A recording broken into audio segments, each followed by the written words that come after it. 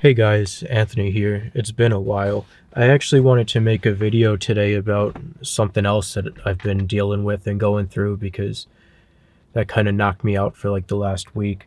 But yeah, I've just been in bed and depressed over it. But I'll talk about that in another video. But because it's like one thing after another every single day here. So so anyway, I came home after doing laundry today and I got a letter. I'm not gonna show you it, but I got a letter from court saying that let me find exactly what it says, but basically saying that I lied on a application for a gun. So it says false statement under penalty. The actor Anthony on or about March 11th, 2020 in the county of blah blah blah. I'm not going to give out my location to you guys. Did make a written false statement which he does not believe to be true, on or pursuant from form bearing notice authorized by law, blah blah blah, and it has attempt, solicitation, and conspiracy as what I'm being charged with.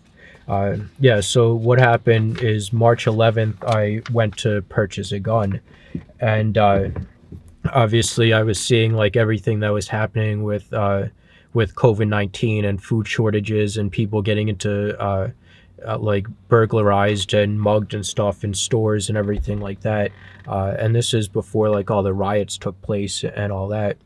But also at the same time, there was a guy who came to my house. I still have the footage. I don't know if I showed you guys it or not, but a guy came to my house banging on my door, screaming that he was going to kill me, and spitting on my car and everything, and banging on my neighbor's doors saying that I was a pedophile or some weird shit like that.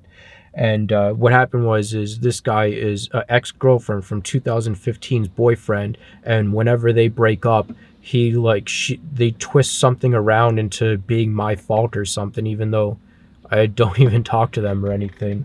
I don't even know what's going on with what went on with any of that, but this guy came to my house, and that was like one of the main reasons that I started like looking for a gun and stuff, because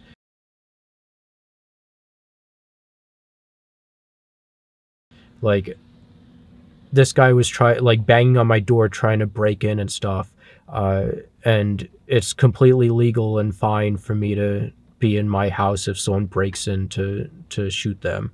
So that's what I was doing. I was looking up for like the previous year, more than a year. I was looking up the laws and everything and doing everything legally and learning how to use a weapon and how to buy a weapon legally and everything like that. So anyway, what do you guys want to know? What did I lie on in this form? So there was a section, apparently you're not allowed to buy a gun if you were adjudicated as a mental health defective or something like that, which means like if you were involuntarily committed to a psych ward. Now, I've talked about this in previous videos like a long time ago, but I was in a psych ward. I don't remember how much, but it was in 2008 or 2009. I was in a psych ward for, I don't know how many times. I forget how many times. Like I always say like 9 times in a year and a half, but I don't know. I don't remember how many times it was or anything like that. They were like 3-day stays, and I was under the impression, and I always thought that I voluntarily committed myself to these stays. To the best of my knowledge, that was always the case. So yeah, that's what they're saying that I lied about, because I checked off that I wasn't involuntarily committed to a psych ward. And so like a week after I filed the I filed the form to purchase a gun, a detective came to my house and asked me like all these questions and was like interrogating me and telling me like all this stuff that wasn't even true, like I saying that I like lied on the form and whatever. And I showed him like the laws and I showed him like everything. And I don't even think that he told me that it was an involuntary commitment. I don't think I was even aware of what the reason was at the time that he was uh, at my house interrogating me. I don't think I was aware of the reason why I was denied. And because I remember I filed an appeal letter or whatever to get the reason, because they don't tell you the reason that you're denied. They just say, oh, you're denied. You have to file an appeal with the state police or something, and then they send you a letter telling you the exact reason why you were denied. And I don't think I got that letter until like a couple months after the detective was there. But like I talked to the detective guy, and there was a cop there, and his body cam was on. So I think there should be footage of the entire conversation. And I ended up convincing the cop that nothing was wrong and whatever. At least that's the way that it looked like. We talked for an hour and a half, and he's like, I remember him telling me, he's like, we usually don't talk to people or give anyone time to explain or whatever. I'm like, why? Why wouldn't you give me time to explain? Like, you're just gonna sit here and accuse me and not know like the full story or anything. Uh, but I was like really appreciative because of that, of him actually taking the time to talk to me and everything. And I told him that I appreciated that too. Uh, but yeah, so also back like a year and a half ago, I was talking to a lawyer about purchasing a gun, and I told him like I don't know, how do I find out? Like I don't know if I'll be approved for a gun. I don't know. Like I know that I had a DUI, but I didn't know like any of the reasons why I would be. And I knew that I had a restraining order, which was like not even like I shouldn't have even gotten the restraining order. I just didn't want to fight it. I didn't even want to talk to this person in 2015. Never wanted to talk to them. So I'm like, I'm just going to accept this, whatever. Uh, Even though she made up like a shit ton of lies and everything like that in front of the judge to get it granted. Uh,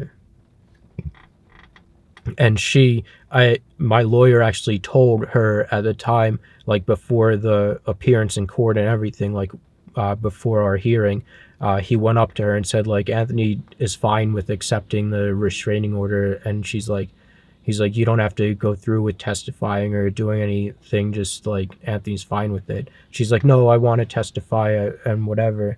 And like a ton of shit that she said wasn't true and was like taken way out of context and like swapped around and whatever. Uh, because there's been no communication between us. So she just has all these ideas in her head about what the truth was and her own perception of reality. But yeah, so when I was talking to my lawyer, I'm like, because I know if you have a restraining order, you're not allowed to purchase a gun. Uh, so I was talking to my lawyer about that like a year and a half ago, and he's like, yeah, we don't know.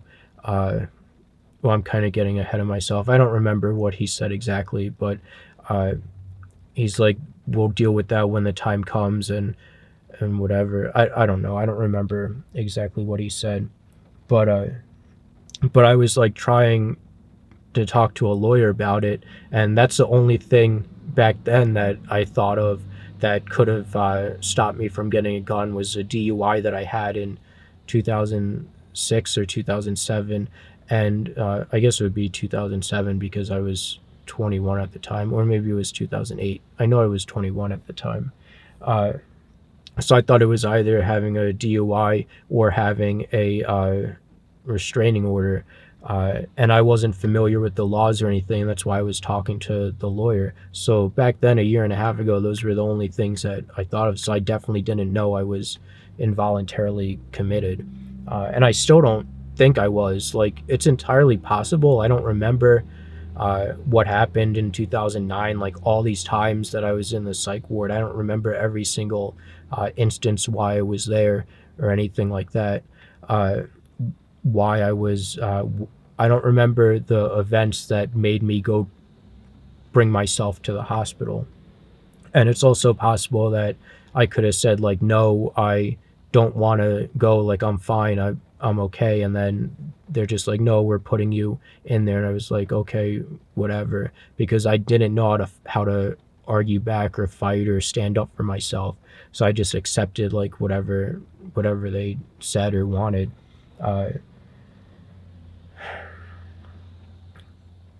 So I don't know. And I didn't know, like, any of the laws or anything back then, or like anything. I didn't even have anyone to ask because I don't have any family or anyone that knows anything about this, about any of this stuff. Like when I say that I built myself up on my own, like, that's 100% the truth. Like, I'm there, like, looking up all the laws and looking up solutions to everything and learning everything on my own, because I don't have anyone to give me advice or anything like that.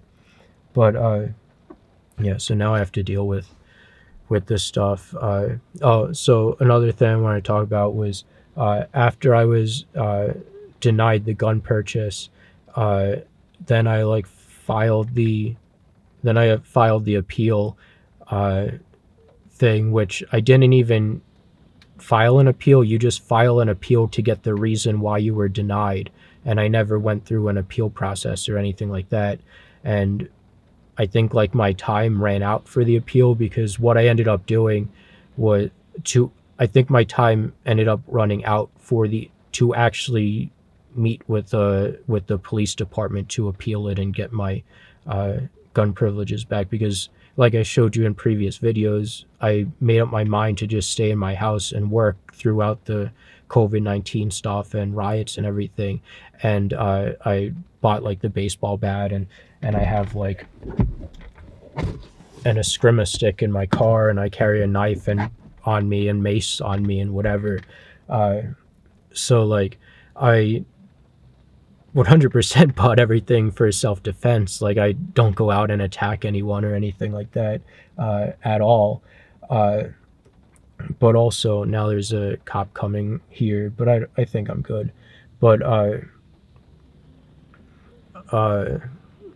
what was I saying? Oh yeah, I didn't follow through with the appeal because I'm like, oh, I'll just stay in my house and like, I'll watch out and stay away from people that might like, I'll be more vigilant and stay away from people that might cause harm or any situations and problems like that, which I still think is, like,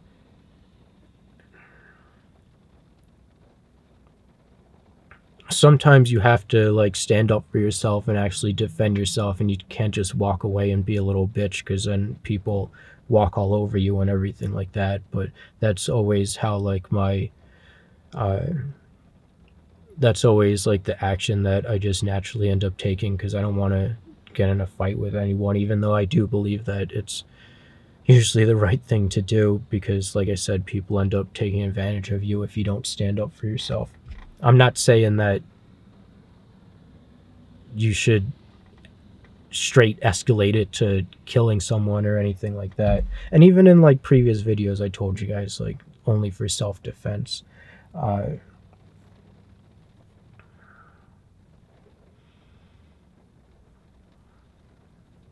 What else do I have to talk about? Yeah, so anyway, after I found out that why I was involuntarily, or why I was denied because of a involuntary commitment, I was also calling a lawyer, but to help fight this and get the involuntary commitment expunged or investigated, because I don't know, like, the circumstances of how it happened, or who even has, like, the right to involuntarily commit me. I don't know, like, any of the circumstances of anything. Actually, today, this letter is the first day that I actually have been able to find out what dates it happened on. And let me see.